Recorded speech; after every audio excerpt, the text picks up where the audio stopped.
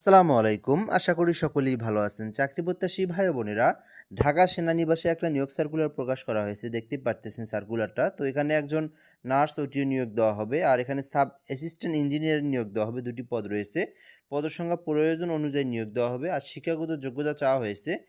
Nurse OTO পদের জন্য এখান থেকে এসএসসি বিজ্ঞান শাখা থেকে পড়তে হবে এবং রেজাল্ট 4.50 এর উপরে থাকতে হবে এবং ডিপ্লোমা ইন নার্সিং থাকতে হবে। অর্থাৎ যেকোনো স্বীকৃত প্রতিষ্ঠান থেকে ডিপ্লোমা ইন নার্সিং থাকলে আবেদন করতে পারবেন। এছাড়াও সাব অ্যাসিস্ট্যান্ট ইঞ্জিনিয়ারিং পদে আবেদন করতে এসএসসিতে বিজ্ঞান শাখা থেকে শুরু থাকতে হবে এবং পাশাপাশি আপনাকে পলিটেকনিক থেকে ডিপ্লোমা থাকতে হবে ইলেকট্রিক্যাল, মেকানিক্যাল অথবা ইলেকট্রোমেডিক্যাল নিয়ে, তাহলে আপনি আবেদন করতে পারবেন।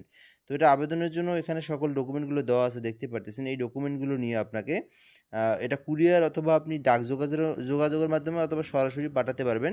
এটা পাঠানোর প্রসেস হলো নির্বাহী পরিচালক ও অধ্যক্ষ, প্রয়াস, ঢাকা সেনানিবাস, এই জায়গায় আপনাকে পাঠিয়ে দিতে হবে। তাহলে আপনার আবেদন